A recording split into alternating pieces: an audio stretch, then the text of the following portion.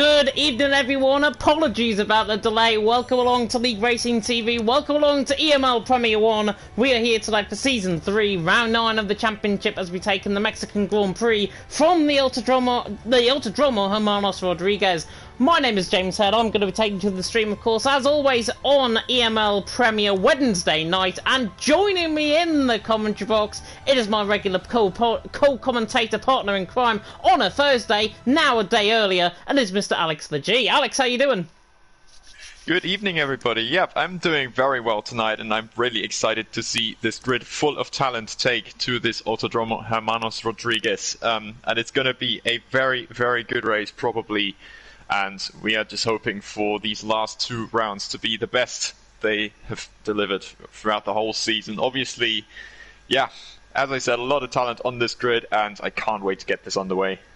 Yeah, it is going to be really interesting to see, of course, what can happen out on track and whether or not tonight will be the night that FVR can wrap up the standings in terms of EML Premier 1. Of course, double-handed in terms of Louis and Gil, and we'll get to the driver lineup in just a second. You'll see them on the left-hand side of the screen before we run through them anyways. FVR, they're leading the way on 265 points. NLR in second on 227. There is a possibility they can wrap up the championship. Ideally, I think they need a 1-2 finish to obviously outscore NLR by as many points as possible, and then they'll be crowned potential champions for the second time in 2 nights, because they were crowned champions, of course, with both drivers and constructors in the Shazoo Racing Championship as well. 265 points to their name. NLR in second on 227. VIR in third on 202 as the first cars now begin to leave the pit lane on the left-hand side. Why have we got the L2 and R2 button on the left-hand side? That's weird anyways. There we are. 88 and 4th at 194. Don't know really what was going on there. Relentless in 5th at 161. Scuderia Rosso, now of course formerly LFR, in 6th and 158. Team Ace in 7th and 134. GSP in 8th and 128. FRL now in the relegation zone in 9th after a change to the rules where the bottom 2 teams now potentially going to get relegated. They're on 112. And then QRT Esports in 10th on 84 points. They need as many points as possible, and I think that has been done obviously to try and provide them with less DNFs out on track and hopefully a lot more points on offer as well. FER, they'll currently lead the way. Alex, they have got Gil, the main man, out first, along with Louis, who, of course, is their driver lineup for tonight. Gil, very quick driver. I know him very well from the Shazoo Racing Championship. Should be a real easy night for FER. Well, it's always relative to say easy in this very stacked grid tonight, particularly, and maybe, I'm pretty sure that he is also a controller driver, so maybe Mexico wouldn't be suiting him all too well, but then on the other hand, when have you not seen Gil take on incredible pace and take home very good results for the FVR team? So as he heads onto his first lap now, I'm sure that FVR are going to have a very strong performance today and will just underline why they are in the lead of this championship. Yeah, you can already tell he has got a very low wing setup. Oh, he invalidates through turn number 2. Typical of riding on board with a driver out on track. That is Gil already invalidated. So we'll go on board, I think, with Skyline, who was coming through turns 1 and 2. In fact, both Aston Martin are together. Marlon, who of course is now a PSGL F1 driver, will ride on board with him. Will turn the timing tower off on the left-hand side. Even difficult for me to say that. 28.4 though from the German coming through the first sector. Now through the right-hand with turn number 5. Taking the Thomas Ronhar line on the exit of turn number 5 there. Then through the right-hander of turn number 6. Just about got away with invalidations. Very high revving, of course, from these guys out on track. This is, unfortunately, the nature of the game. So if it does your head in, not really much you can do about it. Maybe just watch with the sound off. Probably the best thing to do. Marlon is coming to the left-hander of turn number 11, then into the Forasol of turn number 12, 56.6 in the middle sector combined, as Marlon now reaches through turn number 12, into the Forasol, of course, baseball stadium section. 100,000 fans can pack into this stadium on a going day. Now through the right-hander of Pavel Tada, where, of course, Vernon Piquet made contact in Formula E back in the day around here. Marlon, though, on the run to the line with a 15.9 to start off the night. I don't think, to be honest, that lap time is going to be anywhere competitive towards the end of the session, but a good lap time on nonetheless from the man who was currently out on top from the now formerly PSGL F3 champion, now part of PSGL F1 this season. Yeah, indeed, an impressive improvement from the German for the Aston Martin team, and I've raced him only just one game ago, and now see, look at where he is, as NLR actually put in 1-2 now with their banker laps, very strong laps from them. But yeah, VIR have been a team to look out for in those last couple of rounds. Obviously also picking up victory last time out in Silverstone with Marlon's teammate Artis, I think it was. And yeah, they're definitely a team to watch out for, definitely in the next season in particular, as they haven't done every round this season and still are looking very strong in third. So more improvements to come from the team for sure. Yeah, now fourth actually, with David going there in third for the Scuderia Russell team, of course, still running under the LFR mantras. Gil now comes through the final couple of corners. This is looking very good from the FBR man on the run to the line. Goes quickest by around 400ths of a second. That was on his second run on that set of soft compounder tyres. So interestingly to see what Gil can obviously get on doing. Rocco, by the way, down in sixth position. Normally doesn't run any, well, he normally does run assist. He is running no assist, I think, for the first time in this event, which could be a little bit of a baptism of fire potentially from the League of Europe race winner, of course, in Austria. Louis also on the lap at this moment in time, as along with F10, and Michelizzi is coming through the middle sector, but just about catches the snap of oversteer, and in fact there was a big lag spike actually for Michelizzi there. Hopefully everything okay with the stream, and hopefully everything okay with the lobby, but that was a big lag spike for Michelizzi. Yeah, I've had him also in PSGL's Formula 70, and it's a thing that for some reason reoccurs for him, despite the fact he's tried to fix it multiple times. So I believe that's actually something on his end, and yeah, oof, yeah, that is a big lag spike again there for him. Looked like he was heading out of the pit again when he was obviously going in.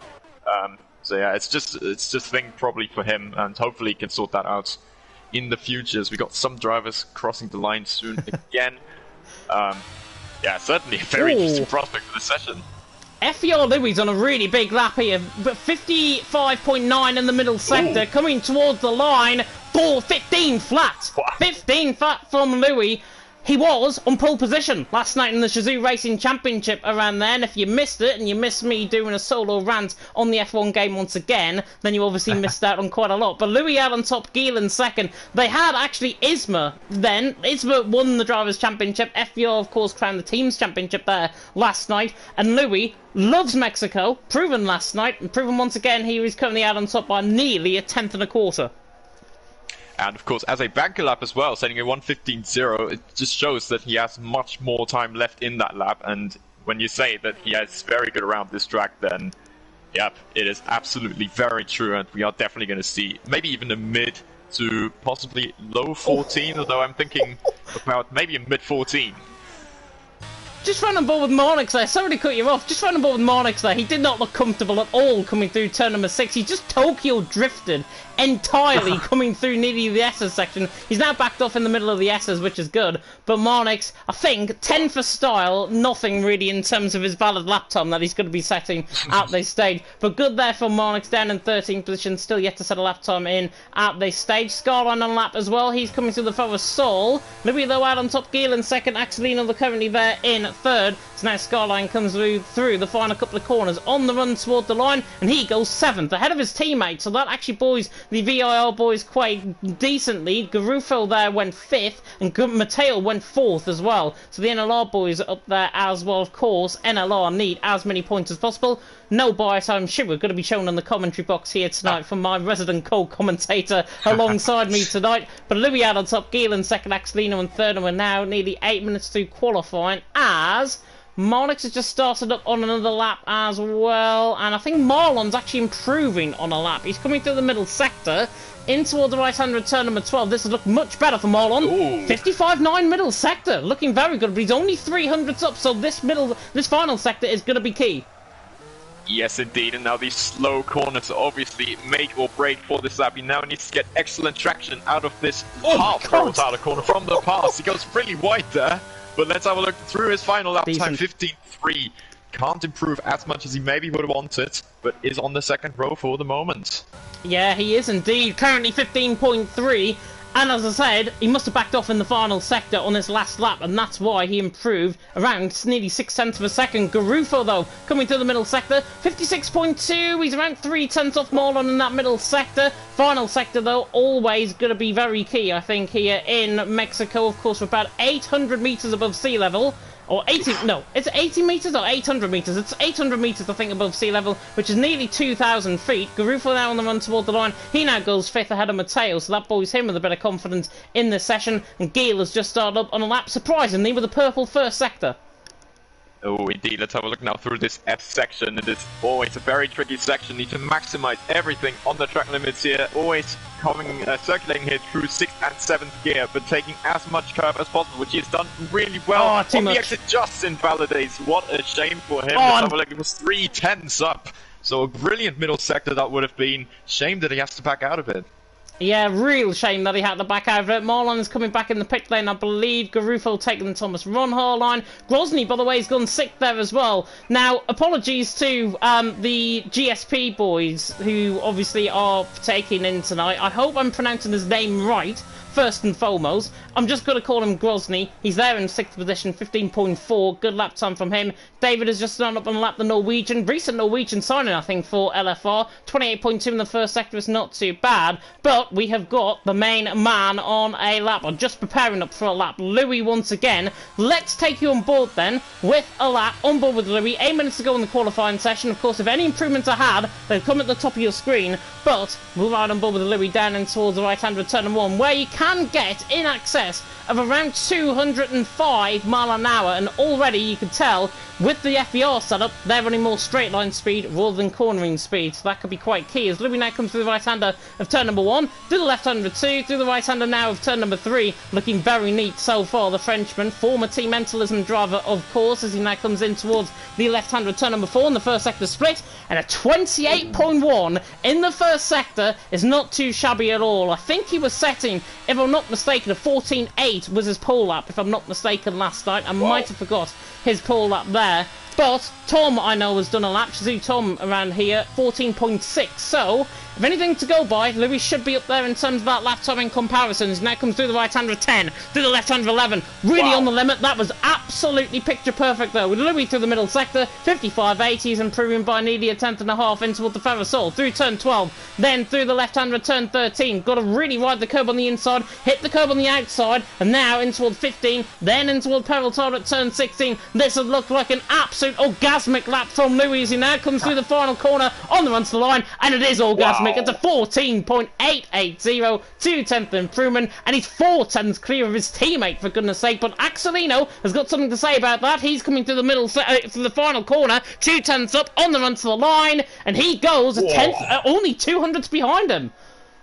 That is a very impressive lap indeed, 14.9, and indeed looking to just slot in maybe behind these guys, and currently obviously splitting the two Ferrari FVR drivers, but Gil, I believe, is now, actually no, the outlap indicator has gone away despite him still being on an outlap. That is great from the game as always. Yeah, but Gil obviously touched upon him. He is starting a lap soon. Matteo was really sideways coming in toward the Ferrosol there on the run toward the line. He goes 4th, 15.2. Good lap there from him. Gil has just started up on a lap. Marlon through the line as well. He is just starting on a lap, I believe, at this moment. Skyline through the middle sectors, 3/10 up. He's coming through the Ferrosol, through the middle part of the Ferrosol, as I think Grosjean has just gone into 8th position there for the Team Ace, as Skyline now on the run toward the line. Didn't really improve. It looked like he backed off, actually, through the final corner there. About a 10th and a half improvement. Goes 9th ahead of David. Nicolope now normally quite quick in qualifying. He's down there in 12th position. So I think Marnix has just gone into 9th as well. Looking through the field, Garufo, I think, is just starting on the lap. Yeah, he is. Marlon is 800ths up in the first sector. I'm just trying to see if there's anybody further on the lap. I think Gil might be the furthest on of the main contenders on the lap. Yes, he is, and I haven't really seen anybody else on the lap, but he does invalidate. Yeah, just as we said it, just we touched upon him. He has unfortunately invalidated another qualifying lap, and we'll have to see when he heads out again, if he heads out again, improving by 2.5 tenths, and surely has more time in himself. Just running about with Marlon coming through the middle sector, split 55.9 in the middle sector, so Marlon is up there in terms of his middle sector. It's his final sector that really does begin to put him into contention, maybe for top 3 at this moment in time, as Marlon ran the final corner on the run to the line, indeed goes 3rd, 15 flat, much better final sector from him, obviously got caught in the curb somewhere, but it's Louis out on top, Axelino 2nd, Marlon there currently in 3rd. Jav, by the way, in the comment section saying FER need nerfing. I think that'll be the music to NLR's ears years, to be honest, in terms of that. Wishful thinking, I think, from our resident Spaniards. Garufo, speaking about LNR, he's about a tenth and a half up through the middle sector. Indeed, pretty decent improvement for him, though a 56.1, he's not quite up where he maybe wants to be, but let's see now, Peraltada, final corner, obviously very good traction needed here, looks like he's done a good job with that, but doesn't improve on his position, only a 10th that he found there, and he stays in P6. Though still both NLR drivers in the top 6 is obviously a pretty good performance, and with Axelinho there on the front row, can't complain probably from his side, being alongside a FVR driver who's known to be really strong around here. Yeah, definitely so. Obviously, Axelino there in second. Only 200s behind him. Obviously can try and improve as well. Good to see him as well, getting to grips with the no assists as well, which I think has been really important. Obviously, was it Silverstone, if I'm not mistaken? Or it might be a different NLR member I'm on about. Silverstone, I remember, he had absolute no practice, I think, being fair to him, on no assist. Spun right down the back of the field, and now he's in second 2 weeks later, and he's taken on Louis 200th of a second behind. Yeah, he's improving massively. He's always working away. Obviously, I would know since I am one of his driver teammates as well. And yeah, he's always working to be the best version of himself on race day. And yeah, he's clearly showing it also in qualifying. He does usually have his strengths in qualifying and then tries to swim along in the race. That is always some inside knowledge that maybe other people don't have. But in any case, he's always trying to maximize everything. So his attitude, there's nothing to say against that, and he's always working to be the best driver he can be. Yeah, definitely so, and I think really that improvement has came on leaps and bounds. As I say, it's only 2 weeks. We've been missing, obviously, last week as the result of the break week. Now, with only 2 rounds to go, here in Mexico, this is the time to really put yourself on the limit. This is the real time to improve as well, if you are a team in this championship. Louis out on top, Axelino second, Marlon there in third. The FRL boys, though, are going to give themselves a bit of slipstream. It's Terra Racer giving Michalizzi slipstream. I think they're both going onto that at the same time. They obviously want to try and do the Mercedes tactics around here and try and go right in between the slipstream, try and get a little bit of toe down the straight, which will gain you around 0.3 of a second running down in towards turn number 1 at this moment in time. But Louis out on top, Axelino second, Marlon there in third, Gil there currently in fourth as Terra Racer comes down in towards turn number 1 ahead of his teammate Michalizzi. They're pretty much going to be maybe side by side by the end of this lap, I think. Oof. Michalizzi there loses the rear end on the exit. I just wanted to touch upon how many drivers I am actually racing in F7 this season, which is kind of crazy to think about when you've got someone like VIR Marlon, obviously, in PSGL Formula 1. And so it's a really widespread overall for even just PSGL, if you want to bring up that comparison. But indeed, it is so much for the ability of the drivers, but it's about their consistency in the races, which is going to make the difference here, as Michalizzi obviously not having a strong lap after that big snap of oversteer exiting turn 3. Soon we should have a lot of drivers starting their last final hot laps in this session. Yep, Axelino is certainly one that is starting. Garufo's opted to not come out the pit lane, which is interesting. Down there in 6th position. Louis out on top, Axelino second, Marlon in third. Terra Racer goes 13th. Michalizzi actually did improve into 15th position. We've got the Relentless boys on the lap as well. Rocco's actually retired, and Nicolope is retired, and that's coming through turn 6, where he was retired. Just trying to see if there's anybody coming through that part. I think Marcel Grozny is coming through the first sector. 28.3 in the first sector. We'll see him on the right-hand side. How's he gone off there? And he's the wrong way round as well, out on track. Can only assume, outside curb, he's rotated one way, the car's gone the other. Yeah, I'm thinking that as well. It's a really unusual spot. Grozny in the wall! Speaking of cars in the wall, Grozny in the wall, coming out the S section, rolled too much curb, coming out at turn number 7. You can call that a James Head commentator's curse if you want. Louis out on top still from Axelino in second, who is coming through the middle sector and is improving through this middle sector. 55.7, but it's invalid. Axelino's invalid. 55.7. Nicolope has left the session. Hopefully he'll be able to get back in. As really fights his car, Axelino. He has not got time for another lap though. That's him done. Yep, that is him complete. I've ridden on board with him, of course. As I was just looking, he had a really strong first sector, but then unfortunately has track extended there on the first left-hander of the S's. And yeah, it's such fine margins here. You have to push the absolute maximum. But now we've still got all the other drivers coming in. including, for example, Louis on provisional pole. Does it look like he can get beaten today? Again, Marlon's final sector, very, very good. 14.9. He didn't improve his position, but was very close to. Louis 300's down out the middle sector. He's now coming through in toward the Ferrosol. Gale also on a lap. He's coming back in the pit lane, so he's obviously done. Mateo is done as well. Not many improvements right at the end of the session, but Louis might, as he comes through the final corner, on the run to the line. Doesn't go 600s down on his time. Zero was the only one I think out there. He's back in the pit lane. Snipes is back in the pits as well. That, my friends, is the end of qualifying session. And it's Louis out on top from Axelino in second, Marlon there in third, and the three that we could predict individually for the top three are pretty much up there. Yep, indeed, and it's actually kind of crazy to think about how those three runs, apart from Marlon's, were all done in that second run of the session. So nobody actually improving on the final run, apart from Marlon, who just couldn't edge Axelino there for a front row start. But yeah, we have a really, really close field spread, as you would expect in Mexico. Those invalidations are maybe a sign of things to come for the race, because track limits are so difficult to keep out here.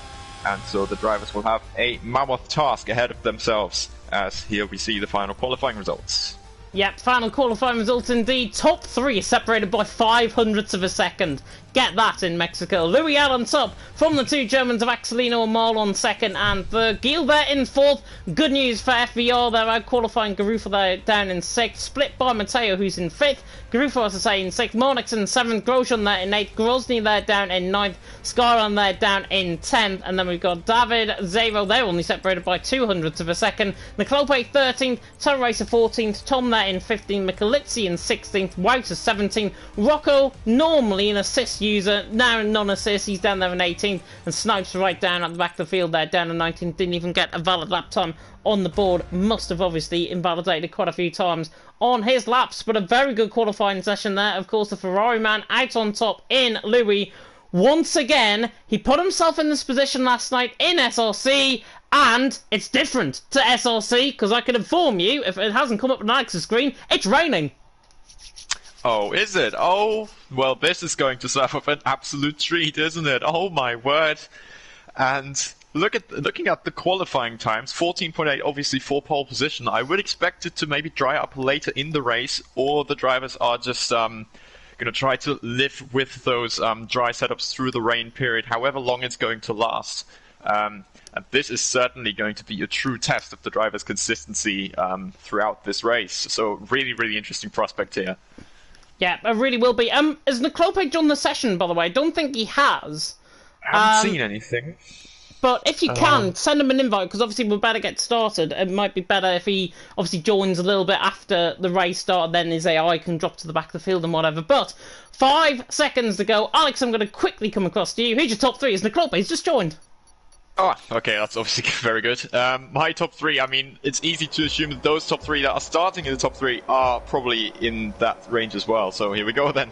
Here we go, father lights, out we go, and Louis leads the way down and towards turn number 1 with Axelino right alongside him off the line, and Marlon's got a very good start, probably the best start out of the three. They're all on a sort of intermediate compounder tyres as they race and cascade their way down and towards turn number 1. Could be 3 wide as Marlon tries to go for the outside for the race lead. Louis locks up in towards turn number 1. Marlon there on the inside line, just about gets the job done. He's still there on the outside line through 3. There's a bit of contact further down the field, I think, but Marlon and Louis are still side by side. Coming out of turn number 3, Axelino right on the back. We're going ball with Axelino on the back of Louis and Marlon, who I think Louis is just going to hold on for the race lead, and he does. He comes across him in towards the turn 4 braking point. Louis leads the way. Marlon there in second. Axelino in third. Nicolope has just joined the session right in the mid-pack. Louis, though, and Marlon are still side by side as they come through turn number 6, and just about Louis gets out on top. A great battle from everyone. Louis out on top. Marlon there in second. Axelino there in third. Gil there in fourth. Skyline going through, and Grosjean further down the field. He's all out of shape coming through the S section, and there's contact on the backbone. Grosny and David have been caught up in each other. Think they just about avoided the wall. They just about rejoined track as well. Michelizzi lagging all over the place in behind. Contact now in the background as well. Snipes and Rocco are into each other. That might cause a virtual safety car at the very least. It's Louis out on top. Marlon there in second. Axelino in third. Contact further down the field between Snipes and Rocco. Apart from that, relatively quite clean. Yep, indeed, and obviously we've enjoyed that great battle for the race lead. Oh, at the back here, we've got Marcel Grozny, who's just been on board there, has made contact there, but Louis keeping the lead after a fantastic battle with Marlon, who has gained track position on Axelino, and is definitely looking to maybe challenge for this race lead as the race goes on. And this is now going to be a big, big test for all the drivers to test their consistency. Snipes already retiring. I mean, that's, well, his choice, I assume. But, yeah, we still have a very, very great race on our hands. Obviously, 36 laps of action, and it's not going to die down anytime soon. And fighting way further down the field, Nicolope and Marcel Grozny were side by side in towards turn 1. Nicolope just about gets out on top. He's still there in 15. Grozny there in 16. The German tried his might. Most positions gained at the end of lap 1. Apologies about the spectator glitch that we've got on the right hand side there. Grozny has lost 7. Most positions gained though. That man there in 8th position. It's Wouter on the back of Skyline, just off the back of Skyline at this moment in time. But Wouter there, 8th position, 5.5 tenths behind, and he's currently there in 8th position. As everyone just slides their way through, and Wouter all out of shape coming through the S's. Oh my word, that must have been a little bit of a cold brown moment for him, but it's only lap 2, he doesn't have to overcook it just yet. So, just keeping it calm, and I mean, he's already had a great start, making up 9 positions, so half this grid slot, even more than that, and should be looking to build even more on that as Louis sets another fastest lap, of course, being in the lead in this Mexican Grand Prix. Yep, Louis' brother is in the chat as well, so I'm sure he is he was shouting quite a lot of French, potentially at the Frenchman who leads the way down in towards turn number 1, here on lap 3 out of 36. It is Louis out on top, Marlon there in second, Axelino on third, Zero and Grosjean side by side in towards turn 1, just about locking up the rears there, Zero. Now Grosjean on the back, tries to get the job done, might just clip him out wide, he does. Grosjean gets the job done, slight bit of contact there, slight bit of correction from Zero, and now puts him at now a little bit of pains to Marnix in behind. He's there in 11th position. Tom chasing down Terror Racer just in behind, tries to go for the inside line in towards turn number 4, and David right on the back of this as well, doesn't want to make contact through here, or just about gets away with it, and Tom remains ahead of David there, but it is Louis out on top, Marlon there in second, Axelino there in third. Matteo Borrell also saying in the chat 36 laps will not equal an hour and a half. This race will probably be completed in around 45 minutes. Ooh, I'm not too sure about that one, because Mexico can often enough serve up a safety car, and obviously in the rain as well is going to prolong the race distance ever so slightly.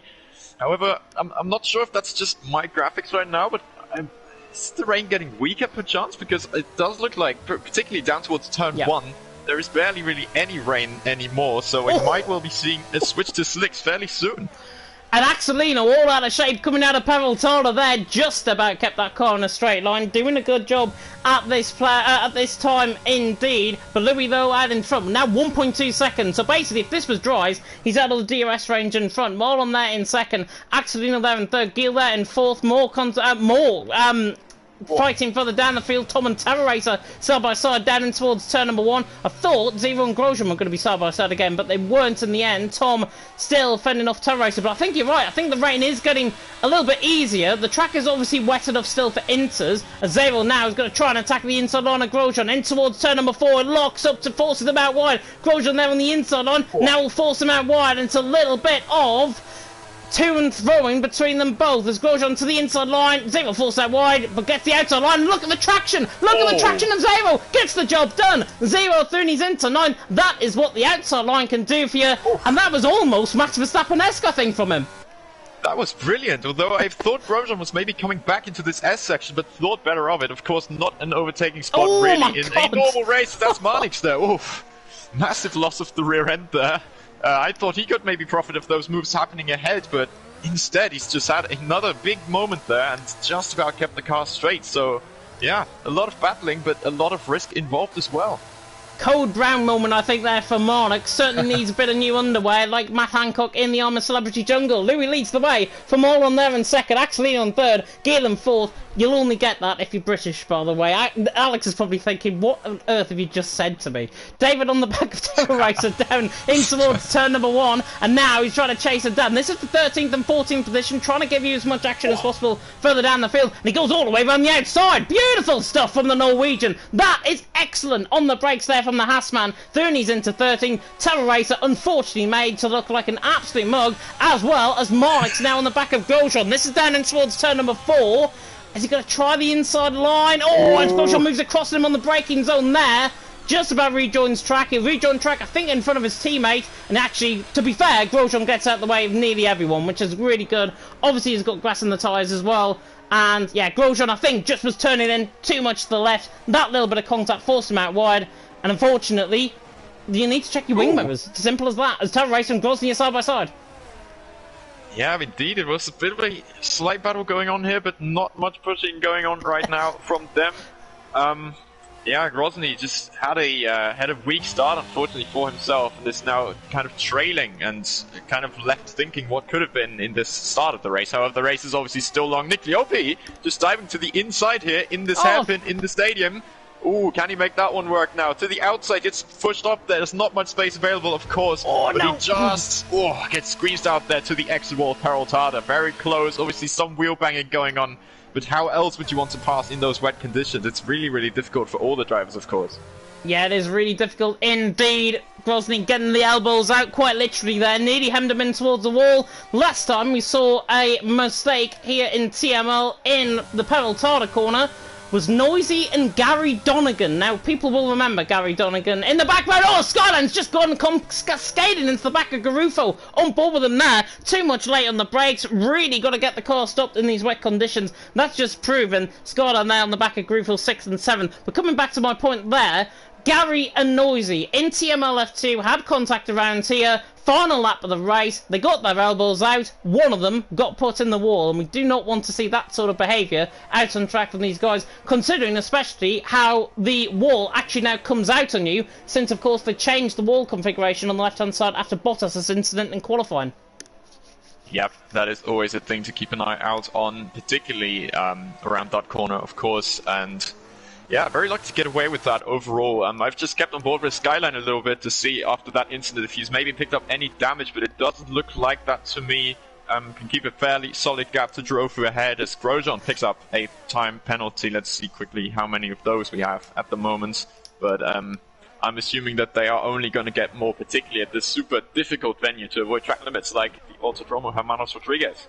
Yep, 3 seconds for Skyline, Monix and Grosjean at this stage. We've got action further down the field. Grozny side by side with Terra Racer. He's running very low on battery as Grozny to the inside line of the FRL man. Late on the brakes. Can the McLaren get the car stopped? Terra Racer should be a car off ahead of him, and he is indeed. He tries to switch back now out of 2, out of 3. German looks on this, to be honest. He got the move done, obviously, round the outside. Max Verstappen-esque, and now is going to try and get the switch back in towards 4. Needs that slipstream, though, to good effect. To the outside on a 4. Don't think this is going to work, and Terra Racer stays ahead for now. Grozny there in 15. As Tom, I think, and David are now side by side after I think Tom made a mistake, as David now around the outside tries to get the job done. And Tom hopefully we'll shut the door on him. Yeah, David I thought was going to go down the inside line there. It doesn't. Giel, by the way, in 4th position, is picking up a lot of pace. Now on the back of Axelino Marlon. He's only 6.5 tenths away. Everyone know playing it very quietly out on track as we approach the dreaded lap 8 out of 36 from last night in SLC.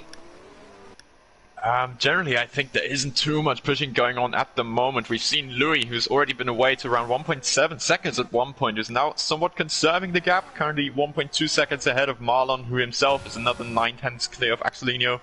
And yeah, those gaps are more or less stagnant at the front, though I'm not expecting that that is all the pace that they can go for. And they definitely still have a lot in their locker if they were to want to push. However, they do also want to avoid those time penalties, which would be costly, of course, in their race results. The Clope on the back of Terra Racer, now ahead of Terra Racer even before we get towards turn number 1. There was a comment a little bit earlier on as well, saying that 10 minutes of rain. That was from Toby, who I think was one of the engineers for one of the drivers, or one of the teams, I should say, out on track. That means 10 minutes worth of rain. Is it going to get heavier in 10 minutes? We've pretty much reached that point, I think. So we'll see if the rain now begins to get a little bit heavier. And even going down towards turn number 4, it looks as if it is just beginning to pick up in terms of intensity slightly, which might mean, obviously, we might get, potentially, that switch to full wet compound tyres towards the end of the race. But Louis that leads the way, Molon there in 2nd, Axelino in 3rd. To call FVR Harry, by the way, in the chat, he is Trebian at this stage, and Louis is very, very facile. Is that a word in French? I think I can get away with that. I hope it's not a swear word. Louis Allen top, Marlon in 2nd, Axelino in 3rd, lap 9 out of 36, quarter of the way through the Mexican Grand Prix as he sets the fastest lap of the race as Terra races off through the S's. Yeah, must have been dropping the rear end there, as Rocco now moves up to 17th, so is in his first Lotus race, not last at the moment. But of course, will still be a very difficult day for him. Huge moment in the background. That's yep. Marnix in the wall. Yeah, Marnix in the wall. I saw that in the background of shot. Safety car now deployed out on track. Marnix got completely caught on the outside curb. I don't know how I've seen that from that far back. Must have been the full extent of the straight I've seen that. Marnix spins in the background on the outside curb, spins the car around. Marnix, unfortunately, out of the race, and that is just really, really bad luck there from him, as the safety car now is going to absolute terrorise Rocco, potentially in towards turn 1. Hopefully Rocco has got a little bit of sense and go a little bit slow, as the safety car comes right in front of him and he nearly spins into the safety car. Oh my word. That was really close escape for him. Ooh. Oh my god. Rocco, knowing what kind of tank the safety car is, yeah, that could have caused all sorts of incidents, so very lucky escape from him. Roman, by the way, saying, good French, James, and Jav saying facile is a Spanish word. No, I think facile is a French word. It is, it is, yep. I think it means, now I'm trying to go back to like year 11 French here, which is, considering how old I am now, I think facile means, like, very, I can't remember the English translation for it, but it's a good thing. It is a good thing. That's all I can tell. As you can tell, I failed French, so there we are. Lap 10 out of 36. We don't need French here in Mexico. Only Spanish. Hola, everyone. Louis leads the way, Moron in second. Axel there currently in third, as nobody, predictably, is coming into the pit lane. Say that, though, Wouters in. That'll be interesting to see what kind of tyres he's going to put on. This mediums, okay. So, he is predicting that switch to dries to come relatively soon. Ooh, mediums? No. Is he mad? I mean, on my screen it is mediums, but it's still rated quite heavily. I'm not so sure about that one. Then again, maybe, if he turns out to be the strategic mastermind and doesn't lose that much time, then of course it could promote him to an extremely good position. And maybe give Relentless some success that they have maybe been missing this season. The rain, just looking on board with Wouter down and towards turn 1, the rain looks like it is getting heavier. It's coming down where the halo is now. Yes. But also on the sides of the track, it looks like it's getting drier, which is why it's a bit 50-50. I think if the rain is going to stop, it's going to stop, they've probably said, in the next 5 minutes or so. Never listen to Mark on this game. Commentalist listened to Mark on this game in LOE and ended up right at the back of the field. So do not listen to Mark. Listen maybe to us. Being the wise men here in the commentary box, maybe listen to us in terms of the weather forecast. I think at this moment in time, it's the wrong call. But then I'm right on board with Louis, and it looks like the rain's beginning to stop coming through the Ferrosol. It's interesting. Yeah, it's such a dynamic situation right now. Nobody can really do it right at this point. There's so much Louis going. Louis again fakes it out here. Oh my. But stays out on the track. Let's see if anybody follows Wouter in after another lap, but it doesn't seem like that. No, everybody's staying out on the track. Maybe someone at the back could start a gamble, but yeah, is it worth it for them?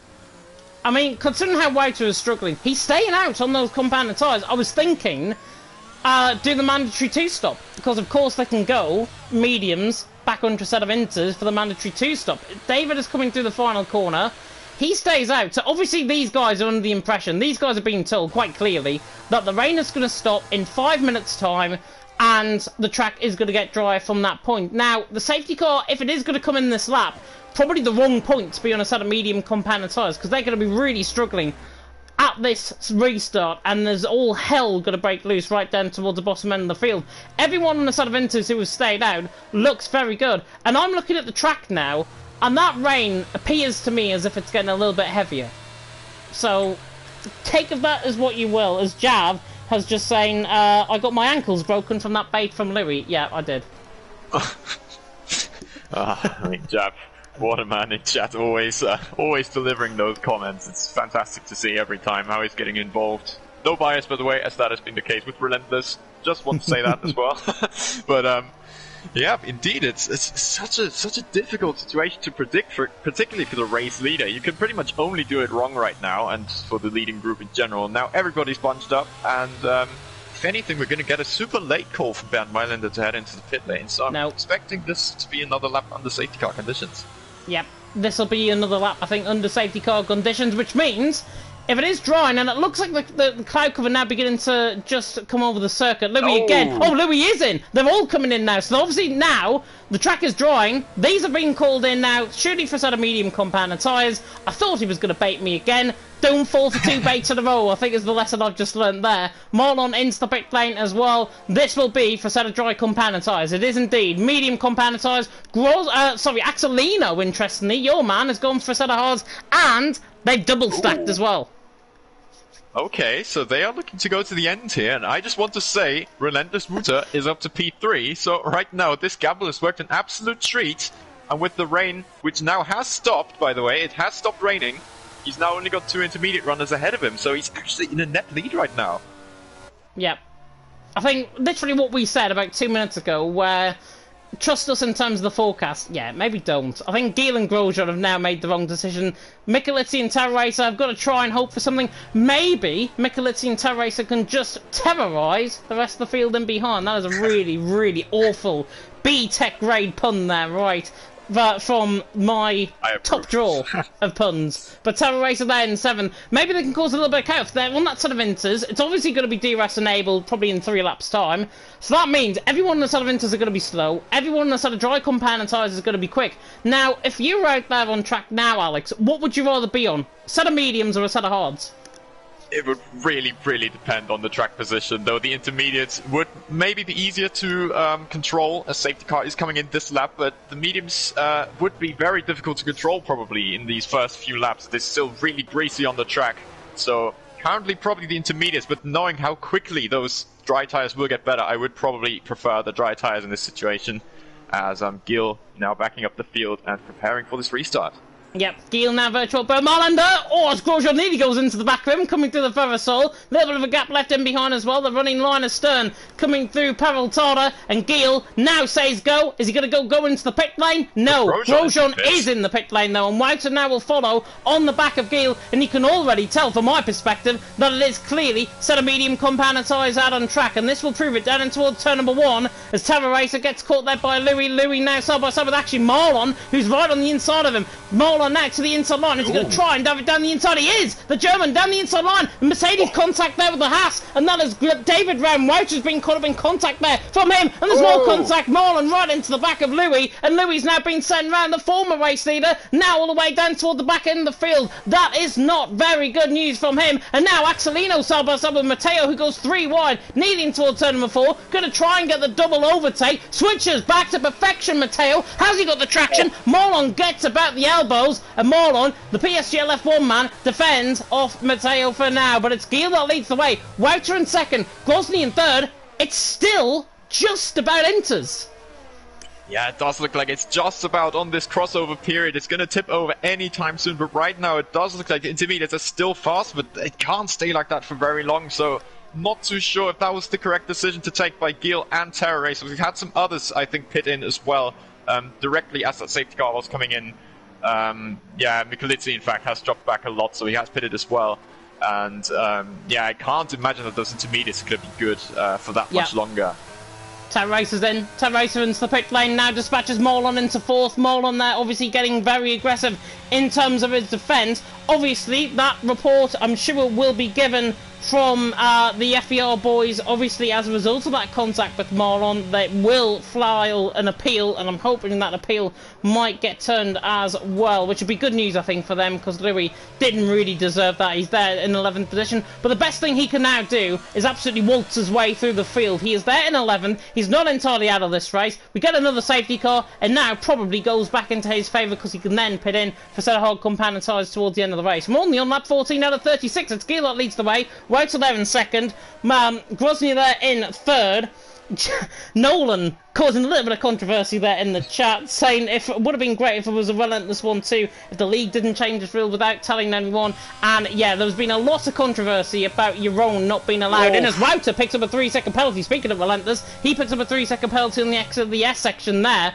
But yeah, obviously, a little bit of controversy with, if nobody knows the situation, basically Jeroen is contracted, if you like, to Relentless, and basically Jeroen was not allowed to race because he's then joined FVR as a result. We're not going to get into that discussion on the stream, we're going to focus on the action for now. That will be dealt, I'm sure, afterwards. There's Grozny on the back of Outer, and yeah, Gil into the pits. I'm now really curious to see is what the hard tire runners are going to be up to overall. If they're going to now try to stay on the medium runners as best as they can, or if they are just going to back this up and hope that the medium tires will just go off the cliff towards the end. Louis! That'll be a really interesting question there. Louis against Ace Tom there. Yes, gets the move done. Good job from the Frenchman now in this recovery drive, I suppose, for him. Obviously very unlucky that contact with Marlon.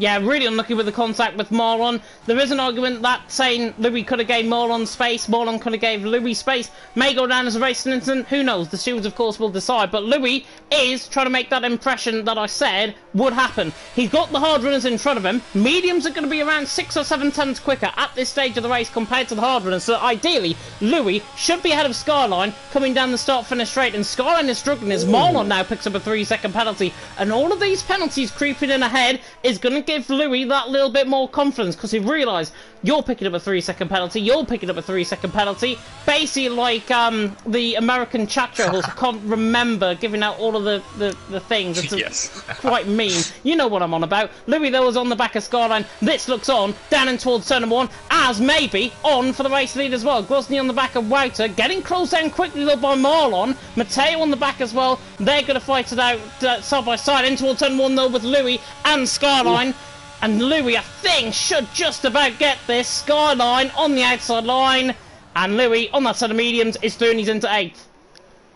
Yeah, from now on, I believe it could be pretty difficult for Louis to get through Jeroen. Obviously, just about not having the DRS of F10 ahead. Grozny ran the outside of Wouter. Somebody cut you off. He goes to the outside of turn 4.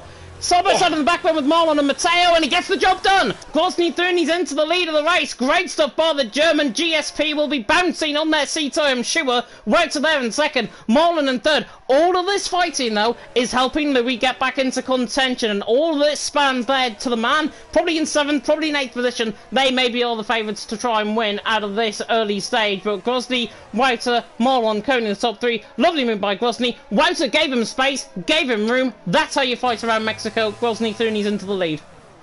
Yeah, fantastic move indeed from the McLaren driver, and he's now probably looking to capitalize on this as Marlon. Look at how close he is to the back of that Mercedes. He could probably memorize just from this view what it says on the back of that Mercedes. Look at the diffuser layout and everything. But now he's going to have to go for it if he wants to challenge for this race victory.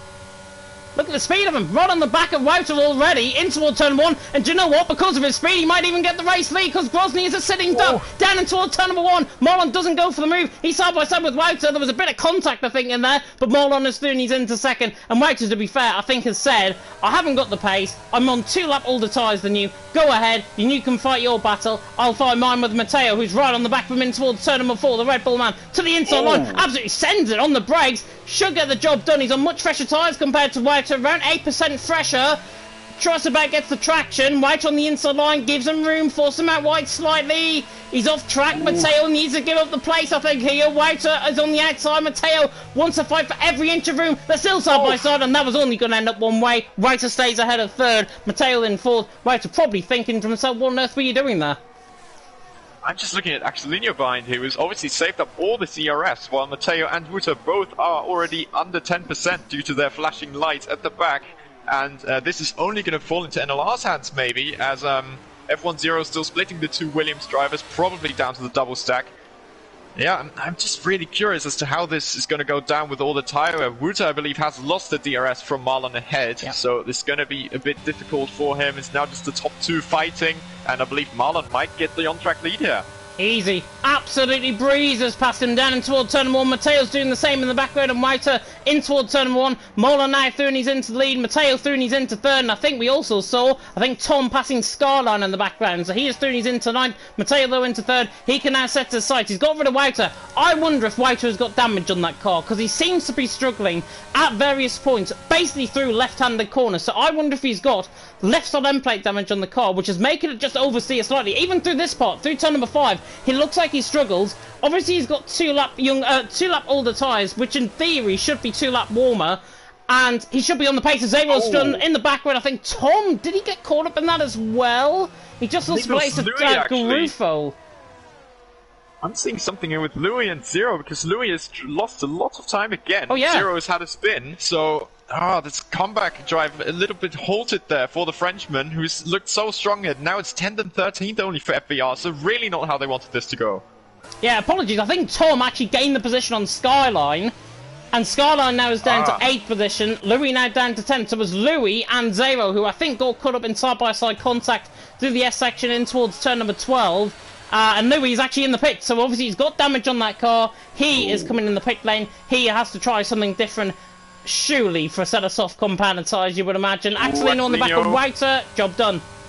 Yep, he is now through into P4 and can now maybe set after this top 3 fight. Although Matteo does have some gap to Marcel Grosny ahead, so it's just Axelino maybe going to the back of that Red Bull car and trying to gain as much time as possible. Marlon, of course, with that 3-second penalty, that is going to hurt him, and so will the tyre wear, I'd assume. It's really difficult to pull mediums for that long.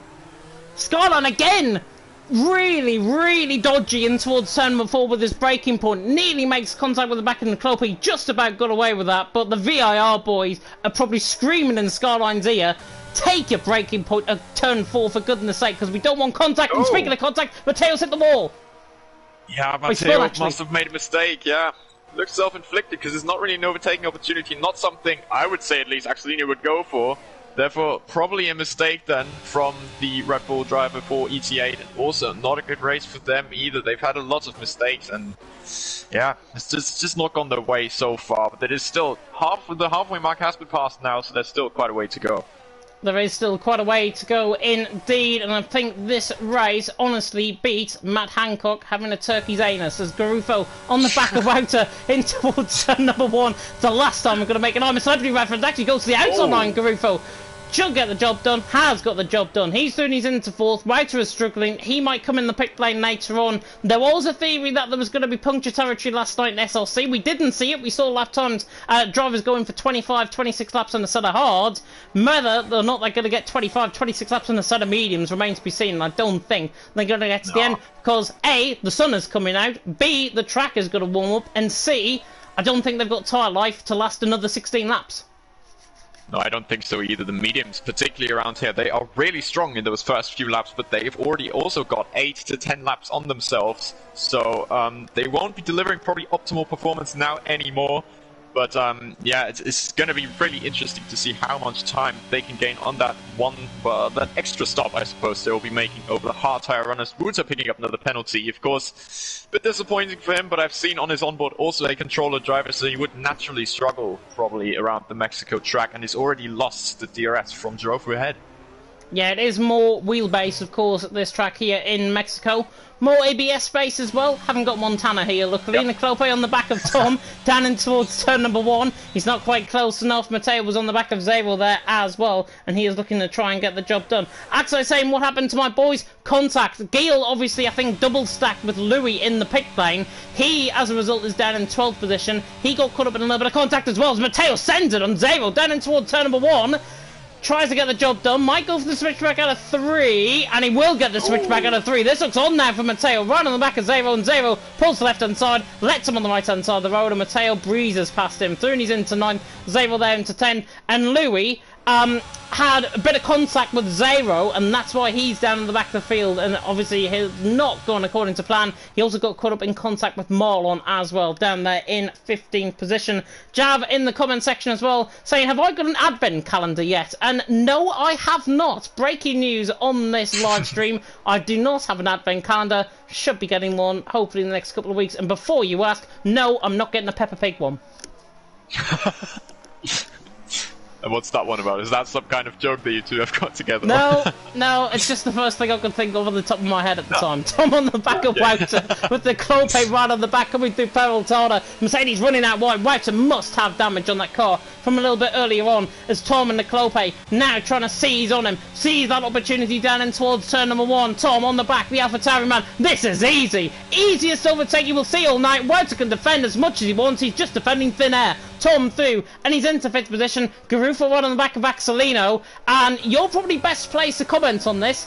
Are Garufo and Axelino going to swap the cars here? It's difficult to call because usually Axelino is probably slightly the quicker driver over the from the two, I would say, on balance at least. But yeah, it's really difficult to call. It just depends really on the pace of Tom, how that will develop behind. I'm thinking they're probably going to keep position, as I believe I've heard from some inside sources that also the Drivers' Championship might be on here for Axelino, and if he wants to maybe have a good result here, then it would be some team play going on between the NLR boys, I'd imagine. Well, that's one thing I don't think we've got the standings for, the Drivers' Championship. So obviously, I don't think they've been getting covered in the graphics. That's for sure. It's certainly not being done this week anyways. But yeah, Axelino, as you say, might be on for the Drivers' Championship. If that is the case, NLR could be on for an absolute field day in the Teams' Championship as well. Their gap to FVR was, by my calculations, 38 points coming into tonight. Correct. Axelino and Garufo currently 3rd and 4th. Gil and Louis ideally need a safety car, I think, in this race to try and even grasp any sort of top points. So it looks like, certainly in terms of the teams, as it stands, we're going to the final race of the season, of course. And that final race of the season, if I'm not mistaken, looking at the EML calendar, is... Where's the EML calendar, first and foremost? That's what I need to find. I'm normally used to it on OBS. Goodness me. EML calendar. I'm going to quickly tell you what it is. I think it's Abu Dhabi. It is Abu Dhabi, indeed. I was going to say Brazil. Luckily it's not. It's Abu Dhabi next week. Yeah, Abu Dhabi always serving up a treat on this game, at least. It's not been one that's obviously produced classics in real life, if we... well, if we don't count last year's race, of course, but yeah, it's not usually a track that produces a lot in real life, but in league racing it does deliver some blinders of races, and yeah, I'm really looking forward to be seeing that one as well unfold, and obviously some decisions still yet to be made in terms of the team championship. Yeah, definitely. So, driver standings, I've just been informed by our little mole in the background, Maze to you and me, as Grozny's in the pits. Grozny in the pits from 2nd. Now, is this going to be for some of softs? I think it is. I would say another medium set. Mediums. Yeah. Yeah, mediums. I don't think softs can go such a long way in Mexico. They'd be wearing a lot. Garufo and Axelino swap. And Nicolope's going to swap as well, down on the inside of Wouter in towards turn number 1. Sorry to cut you off again. Nicolope, Wouter just about gets the elbows out. He's got to have damage on that car. Nicolope there in 6th, Scott on there in 7th, just about holds on. And look at where Grozny has come out, all the way down in 13th. We saw this happen with Isma last night. He went for a strategy like this, ended up 3rd, winning the Drivers' Championship. And Grozny obviously not in the Drivers' standings. He there down in 13th position. Garufo in 2nd. Hard runners seem like they've got it between themselves at this stage, and it looks like maybe an LR1-2 at this stage. Yeah, I'm really curious as to how this is going to unfold, because I don't know about the pace differential from old hards to those fresher mediums, of course. And Marcel Grozny will now be caught up in a slight bit of traffic, gonna have to overtake Grosjean on track probably, if there is no change to that, and then only have some clear air ahead to Relentless Rocco. And so this is going to be a big test of how good his pace is going to be, and I'm just curious when Marlon is going to blink and head into the pit lane, as he is in a 5-second lead right now. I personally don't think he will. I do not think he will, as Axelino is going to go past on Garufo. Not sure what the NLR strategy is here. Maybe to pull away from Tom. They're doing that in bucket loads at this stage, because Tom is not in DRS range. Axelino and Garufo clearly working together. 2nd and 3rd, good to see. Wouter is on the pressure there from Nicolope. Nicolope to the inside line through turn number 2. I think there was a switchback there from Nicolope. Wouter forced off track, and again, not really fighting. Very low on battery as well. He's going to have to try and fight this though in towards turn number 4. Looks to the inside line. Nicolope there holds the middle ground into the corner, and Nicolope hangs on for 5th and gets that job done. Fantastic move indeed. Finally gets past that Mercedes, who has been struggling throughout this entire stint, really. And yeah, we might be seeing a pit stop from him soon. Obviously, he has been the first to blink and go on those dry tires. A very good decision, but now dropping down the order, unfortunately, and with his time penalties, it's not going to be an easy task to keep some sort of track position here for himself. Yeah, Marlon there in the lead. He will blink, I'm sure, eventually, but I think he's got that 5-second gap. I don't think he wants to lose that 5-second gap, because actually and Garufo are going to work together. They're going to work together, though, at a rate where they're going to actually lose time rather than gain time to Marlon, and that's what they've got to have to be aware of, I think, at this stage, as Garufo and Axelino are still on the back of each other, running down in towards turn 1. Skyline and Wouter now is going to be side by side, and again, Wouter in absolute no resemblance of any pace, as he actually outbreaks him toward turn 1, and that's just brilliant. Just shuts me up. Wouter then he's back into 6th, Skyline there in 7th, now going to try and get the job done, makes a little bit of dodgems there coming through turn 3. Now he's got the pace, now he's going to try and get the DRS now on the back of turn 4, but Wouter hangs on. How on earth he got that car stop, I do not know. I thought he was going to the Shadow Realm, he doesn't. Wouter Thurney's into 6th. That's a super late braking maneuver indeed, and I've seen also Skyline has run out of ERS down that straight, so he couldn't deploy any extra power from that electric motor and just run out of puff there towards the end of the straight and couldn't make that one work. But strong defense still from Wouter, who might though drop out of this DRS range from Nicobia ahead fairly soon because he is struggling for pace, very evidently. Yeah, definitely. So Jav's saying as well, he sent me some standings. I've already got them on the app. I've had to re-download the app. Axelino on 131, Marlon on 90. As it stands, Marlon is outscoring Axelino, but not enough. A Skyline, I think, has just been sent round coming through Peraltada. His own mistake, I think, through Peraltada. A turn, even before that, through the Ferrosolas. Wouter into the pitch lane, and this is for soft, surely. Oh, mediums again! Still mediums. Yeah, I think this track is just really harsh, particularly on the soft tires, and I don't imagine that drivers would like to take the risk, particularly also with tire temperatures involved in that one. So I think a fairly sensible choice for Wouter, and of course everybody has a lot of tires available. Ooh. Yellow flag in the first sector. Skyline, yes, is around there. Yeah, he's had a pretty decent race, but a tough time with things in general, and on those hard tires, looking to profit maybe from the stops happening from the mediums, but couldn't really profit from them. Yeah, and he's not really profiting from them now, because he's obviously dropping down in 9th position, still with a little bit of grease on those tyres, still obviously with a bit of dirt on those tyres as well. I mean, compared to the start of the race, look at the conditions now out on track. It is now beating down of sun. We're getting very hot in the comment box, especially so because I've got a hoodie on. Marlon leads the way, Axelino on 2nd, Garuf on 3rd, and that is again Grosjean this time round. So on the exit curve then, I suppose, either just floored it a little bit too early, as that is Mikulitsi coming right off the back. Hits, in fact, I think the AlphaTauri as well there a little bit. Might have to get looked into, but yeah, it's an unfortunate mistake there to make from the AlphaTauri driver. Definitely is not happy with that one. But now being in 15th, maybe he might decide to head into the pit lane a bit sooner than he would have maybe wanted. Or even if he wanted to pit at all, we never know with the tyre wear that the drivers have. So yeah, the mistake is very easy to be made on this circuit. Yeah, definitely. So Grozny, I think, is going to get the job done on Skyline. That's coming through turns 2 and 3. I think that was a lovely move, actually, from Skyline. I'm watching on board with the battle for the wooden spoon, right at the back of the field. Terra Racer and David. We have to give these a little bit of airtime. David on the back of Terra Racer is going to try and look for the move down in towards turn 1, the Norwegian. On the back of the FRL man. Closing in, on the back, might reach side-by-side quarters in towards turn 1, and do you know what? He turns on the ERS, he is going to go for the move in towards turn 1, I think it was too late though, turning the ERS on. He's on the back of Terra Racer though, tries to switch back out of 2, tries to switch back out of 3, might get in towards 4, use that ERS my friend, and you might just get this job done. This is for the wooden spoon, there's no extra reward or a wooden spoon going to any of these guys, as he goes all the way around the outside of turn number 4, tries to get the job done. David on the inside line, Terra Racer on the outside line, and that is the hazard advantage to the inside line of turn number 6, gets the job done. David now through and demotes Terra Racer to the wooden spoon. Oh, is he all out of shape? Look at them, they're ending up back side by side. In fact, Terra Racer does back out of that one. Thinks better of it to not fight in this S section, but really nice fighting going on. Louis around the outside of coming through the Ferrosol.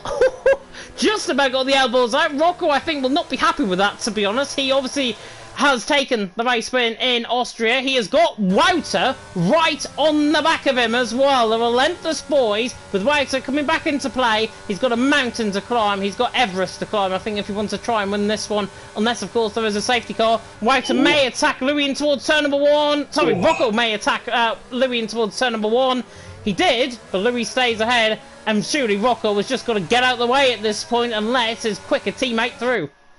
Yeah, definitely, and he does so right now as well. One thing to note about the Mexico track, the DRS drains like on pretty much no other track here, so you're seeing so many drivers with basically no ERS at all. And yeah, I'm presuming you see that brilliant battle going on there. Oh my word. That was Michalizzi, as Town Racer spun coming through turn number 4, or turn number 3 even. Michalizzi just got outdone by Grosjean down the inside line. Then Michalizzi just says, you know what, I'm coming around the outside of you and towards turn number 4. That was absolutely brilliant on the brakes for Michalizzi. Just comes to show what the F4 man is capable of when he's given a good car and when he is given, obviously, a good platform to race on. That was a good platform to race on. That was a brilliant move. Probably the overtake of the season, through and he's into 14th. Oh, certainly overtake of the race, through and he's into 14th. I've just got a little bit of food for thought here. Look at the gap between Marlon and Axelinho, which is currently coming down only 4.1 seconds. And for both of the NLR drivers, it's currently only 1.5 seconds, only just over 1 second for Axelinho to gain, to maybe get into those 3 seconds. And the medium tires will definitely be starting to go off relatively soon. As position swapping going on there again, I believe Louis has just got past Wuta for P11. Yeah, that was, I think, down the inside of turn number 1. Looking at the mini-map there, Louis through and he's into 11th, right to there in 12th. Maybe actually look to try and get that job done, and maybe obviously backed off as a result. He's got much fresher tyres compared to the FER man in front. If this race was obviously to be rerun again, I think Louis would want a rerun, I think, at this stage. It's just been really unlucky. Wouter as well, unlucky in terms of strategy. Nicolope, however, on the back of Tom, in towards turn number 12, just in towards the Ferrosol. But as you mentioned there, Alex, Marlon leading the way. It's 3.4 seconds. This gap is only going to go one way, and that's coming down. Luckily, he's got more ERS than the NLR boys to try and defend.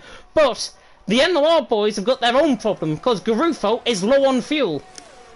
Oh, okay, that is obviously not very good, and I believe that's probably going to seal the positions, because obviously he's now going to have to save some fuel. However, he's got a 5-second gap to the next driver behind, and I think strategically they've actually played this really smartly, and the pace will just come towards them, particularly compared to Marlon, who I think will be struggling through particularly the middle and final sectors of this lap.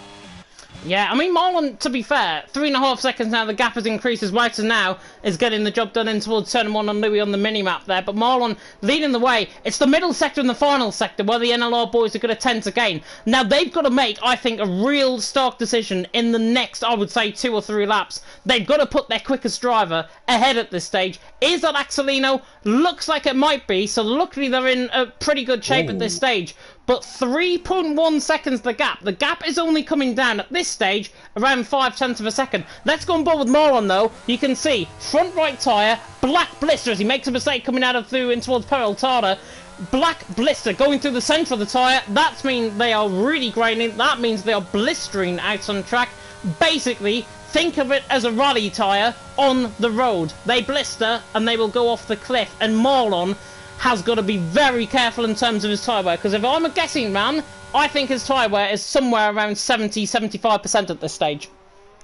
Yeah, it will definitely be closing in towards that, just from basing off the look of the tyre. And Axelinho, this is the first time that he has broken into that 3-second advantage, that 3-second penalty range, which he needs to obviously stay or get the lead on penalties at this stage. Here comes the Clope. Sorry to cut you off. Here comes the Clope on the outside line of Tom. This is both for 20 laps on the set of mediums. Good job on the Clope. He's into 4th. He's had a really good race.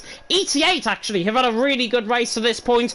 Geel catching these as well. 5-way fight for 4th. Gonna be a big old train, I think, further down the field. Marlon, though, as you say, 2.5 seconds out in front. 2.4 now. Gap, which I forgot to say in the last lap, is going to increase when it comes down. So Axelinho, by my calculations, he's going to be on the back of him lap 34. Yep, it does look like it. And look at the gap right now. Girofu is now almost at the stage where he is also within 3 seconds of Marlon, which is making it an effective NLR 1-2 at this stage. Now, I'm not saying anything here, but yeah, Marlon is really going. He's just fighting for his life here on those old medium tires. I'm going to check actually on the warnings of the drivers, because this could be very crucial to how this race is going to go. Geel ran on the back of Mateo in the meantime. I'll let you check that. Geel on the back of Mateo in towards turn 1. Mateo will defend to the inside line. Geel around the outside. Oh, and do you know what? That is absolutely insane. Round the outside. If he gets this job done, this is the overtake of the race so far. But Mateo sticks the nose in there and now fights side by side with them down in towards turn number 4. Geel was off track there as Wouter has now been spun through turn number 1. I think that was a slight mistake from him. Geel now to the inside line of Mateo. They're still side by side. Geel on much fresher medium. Now switches back to perfection. Now to the inside line of turn number 6. Gotta get the elbows out. He is shooting the Frenchman. Geel through and he's into 7. Great stuff. To be fair, Mateo gave him every single inch of ground. Didn't give him any inch at all, I think, in terms of that. Geel in 7, but look at the gap for the lead. Axelino, 1.2 seconds. Marlon, if he doesn't get a puncture by the end of the race, I'll be very surprised, as he's now right on the back of him on 2, lap 34. I would think so as well. These tyres are going to be completely dead towards the end of the race, and I can see on the warning screen, Jirofu, one of the warnings was a collision warning with Mateo, so therefore it's only one track limit warning, I believe, for both NLR drivers. Yes, one track limit warning there for Jirofu, and let's have a quick look if I can find the other of Axelino's warnings, as one of them has been track limits, and the other one... I'm going oh my god, that's late! 0 to the inside line of Tom again. Sorry to cut you off. There's so much going on. Zero dives it down the inside line. I was going to use the phrase Holy Moses, I think, there. 0-30's into 5th. Tom there into 6th. Great stuff. But yeah, Marlon and Axelino back to those as that Marlon goes deep in towards turn number 6. Oh, that's a really and now he's under pressure from Axelino. There's no puncture on the car at the minute, but those rears are gone. Those rears are absolutely gone. And Axelino has got to now put the pressure on. Maybe he's going to get the job in towards turn number 12 into Baseball Stadium at the Ferris Hall. Here we go. Marlon under pressure from Axelino, but I think Axelino is aware of Marlon, and he's not going to get the job done at this point. But I think he wants to get his teammate on the back of him, and then 2 for 1 down in towards turn number 1. Yep, that's what I'm thinking as well. Look at how close these two are to the back of the Aston Martin. They don't have to make this move. I just checked. Axelino does in fact have 2 track limit warnings. Oh, Marlon getting all out of shape there. Oh, this is easy. The Peraltada corner, and now this should be crunch time for the NLR guys. Will they be able to both get past the Aston Martin driver? And it looks really likely at this point. Axelino in the lead, and Marlon is now getting passed by both the Williams drivers. That is a 1-2. To be fair, he tried to go around the outside of him then, tried to actually hold on, but he doesn't. NLR now 1-2. This is perfect for the NLR boys. Michael Combs probably wetting himself, I think, with excitement at this stage on the right-hand side of me. Axelino leads the way. Garufo there in 2nd. Marlon in 3rd. He's got to try and stay without 3 seconds as Geel now is on the back of Tom. Where has Geel came from in this race? Wow. The FVR man on the back of Tom. Round the outside of turn number 4, and there's contact between them both. Geel leaves him short of room. And I think, to be fair, if I was in his situation, I'd be giving that place back to Tom just for fairness sake, as Geel gets the job done. These are the FVR boys. These really want as many points as possible. Geel through and he's into 6th. Tom in 7th. Tom gets that investigated. That might go to the stewards, that one. It might possibly go to the stewards, yeah, but I think it's really impressive generally from all those drivers on extremely aging, particularly medium tires, of course. They will be completely dead at this point, so to still see this battling going on is really, really impressive to see, as I believe Axelino is now starting the final lap of this Mexican Grand Prix. And yeah, what an action-packed race it has been, and yeah, take it away. Come on, we want to see a fight between the two NLR boys, don't we? Come on. It is all for fairness sake. Axelino leads the way. Garufo in 2nd. Scarlett and Spun coming through the Ferris Soul. I think he might have had a bit of contact maybe with Louis or Wouter potentially in that. They're in around each other. Garufo on the back of Axelino once again down in towards turn number 4. Pretty much podiums are sorted unless Marlon picks up a puncture. Which, does he have a puncture? I'm just trying to have a look. I don't think he does. Those tyres are absolutely shot. And if he's not careful, he's got 3 seconds worth of penalties.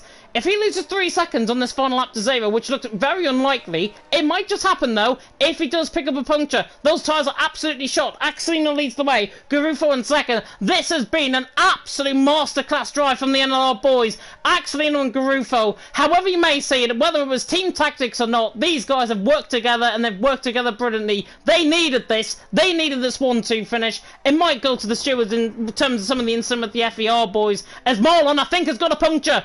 Marlon, no, doesn't have a puncture. Not sure what's going on. Axelino, Garufo's actually ran out of fuel. That's what's happened. Axelino, through the final corner to the line, wins. Ooh. Garufo is just about going to get second, I think. Marlon to the line, just about. And Zero, another 500 metres, Zero would have got him for third. In the end, Gil is on the back of the Clope. He's going to finish fifth as a result of penalties. But Axelino wins. Garufo in second. I did warn he was running low on fuel. Obviously didn't listen. Ran out of fuel. Final corner. And Garufo hangs on for second. Marlon didn't have that 3-second penalty. That would have been close. Yep, indeed. The gap 3.4 seconds in the end, so it was just about. If the finish line had been just a little bit later, Marlon would have sneaked into that second place in place of Jirofu. But a full German podium, so even from that perspective, I mean, I'm really impressed with the drivers. Full in German fact, the top four, just realised, actually Zero is also from Germany, so GSP, yeah, top four from Germany. Top four from Germany. My co-commentator is getting too much excited. We do not really celebrate a 1, 2, 3, 4 finish for the Brits, to be honest. But when it's the Germans, I think we have to. But Tam Racer finished in 17th down at the back of the field. We'll run through, of course, the full grid order in just a second. The full finishing order provisionally. Zero awarded by the driver of the day by the in-game fans. If I'm not mistaken, he came from like 15th or 16th on the grid. It was a fantastic drive from Zero in the end. Nearly got a podium. Only 4 tenths per second away from that. But the NLR boys send to the moon. They have picked up a 1-2 finish. The standings, of course, will be out, I'm sure, in a little while. But the NLR boys out on top. And it is Axelino who takes the win in the end. Celebrating nonchalantly to the top step of the podium. Second there, of course, is Garufo. It's a Williams 1-2, which I think is the first time since the 1980s they have picked up a 1-2 around here in Mexico. It's sim racing, I don't care. As finishing in third as well as Marlon, just about, as I say, held on. Another 500 metres, that would have been entirely different for the podium. But Axelino takes the win. NLR boys rejoice. You are now in the championship fight into the final round of the season in Abu Dhabi. And do you know what? I think because of FVR's misfortune, there's only going to be a few points in it. Yep, I think so as well. Obviously, this is maximum points that NLR could have got, barring the fastest lap, which FVR did in the end pick up with Louis in P10. But yeah, this is going to come down all the way to the wire in Abu Dhabi, and I can't wait to see what the drivers have up their sleeves for that one. Yeah, definitely so. And to confirm as well, Axelino is Drivers' Champion here in EML Premier 1. He obviously took the win. He only needs to outscore Marlon, who was the closest man there in P3. So Axelino wraps up the championship tonight. Congratulations to him. He is going to be getting, I believe, a sim rig, if I'm not mistaken, which is the prize that is given away to our winner of the Drivers' Championship. Axelino, Garufo, Marlon, Zero, Gil, Tom, Nicolope, Matteo, Marcel Grozny, Louis, Scarline, Maita, Micheletti, Rocco, David, Grosjean, Terra Racer, Marnix, and Snipes. That was a quick rundown. Yeah. Yeah. Quick impression of Eminem there. I'm really impressed. I've just been confirmed by Axelino, his tyre wear on hard, 67%. I do not want to imagine what Marlon's mediums looked like at the end of that race. Oh my. So, wow. If Marlon's mediums, I can only assume, were somewhere like 85, 90%, maybe? Yeah, at this rate, it's a lot down to luck also in the end that nobody of the mediums in fact got a puncture. I didn't see anybody anyway, so great job for all of them to hold on to this. But yeah, the hard tire strategy did turn out to be the better one in the end. As Zero did come back to fourth as well on that same strategy. So overall, we've seen some great drives today on in any condition really, intermediates and then to the dries. Yeah, definitely so, and I think it just comes to show why these guys are goated in terms of the drivership out on track. In terms of driving standards, that race was pretty good from our perspective. Maybe not as good as the thrilling finish that we had in Britain, of course, 2 weeks ago. But in Mexico, certainly great racing once again. Obviously, any stewards reports will be had. We'll, of course, let you know about them next week when we come to Abu Dhabi for the final round of the championship in EML Premier.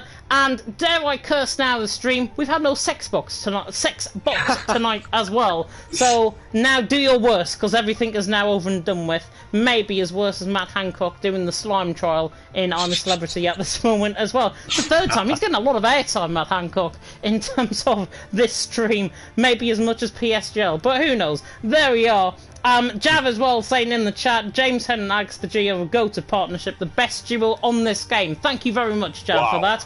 Not to boost our egos whatsoever. Not to boost our egos whatsoever, but we really do appreciate that, and hopefully you guys, of course, enjoyed our wittiness, our humour, and hopefully the more serious side of our analysis and of our commentary skills here tonight, and hopefully you will enjoy that, I think, once again next week, because I believe, I'm led to believe, dare I say, that you're going to be with me next week, and maybe next season as well. Next week, not 100% yet. I probably will only know on the day itself. However, next season does seem to be pretty confirmed, so I'm really, really looking forward to that. It is going to be interesting. And there you go. First announcement of Season 4, barring the calendar, which is obviously out at the minute. That is me and Alex confirmed EML Premier 1 next season. Now, I did say that I was going to have an announcement for TML, and that was going to be the final race, but I may as well do it on this stream here as well. I'm unfortunately going to be staying here in TML. That's all you need to know. Unfortunately staying. Season 9, commentary, probably for F1, and as a result of some of the commentators as well leaving at the end of this season, we're going to be finding, I'm sure, a whole new commentatorship. So if you are interested in signing up for TML commentary, for EML commentary as well, then of course sign-ups will be open for that. And this is another announcement that is coming. That is going to be on Sunday, along with driver sign-ups for TML as well. Ooh, so a lot to look out for then. Lots to look out for indeed. Jav saying I had to jinx it, yeah. Oh, it's the sex bots have now appeared, I believe. Ha! Well, they've heard us. The Russians have heard us, unfortunately. Oh no, they're not there. They're not there. He's talking about something else, I think. Oh. Well, we're always up for surprises. We are, yeah, we're always up for surprises. I might have blocked them maybe on my end, potentially. I certainly didn't see any through the course of tonight as well. But yeah, TML sign-ups are open on Sunday. That'll be released internally first, externally I think to come, probably on social media. And EML, obviously Season 4 sign-up for teams are open, certainly in the Discord as well. And I'm led to believe Team Shazoo have just signed up for next season as well. I saw that in the sign-ups chat on the EML Discord. So if you want to join the likes of Team Shazoo, FER I believe are already confirmed for next season as well. You can do that, and of course we'll give you more information next week. Anyways, I'm a Celeb's coming. Oh, well, I'm a Celeb is on. I'm now going to catch back up on I'm a Celeb, which is good. Hopefully you enjoyed it. If you did, like, comment, subscribe, tick that notification bell, of course, if you're brand new to the channel. We really appreciate every single one of your support. A big thank you, of course, to Mr. Alex the G, the GOAT, alongside me in the commentary box. And much appreciated, of course, as always. And to you guys at home, thank you for tuning in. We are going to round it off here. I've been James Head. He's been Alex the G. Thank you so much for watching. And until next time, goodbye. Adios. Goodbye.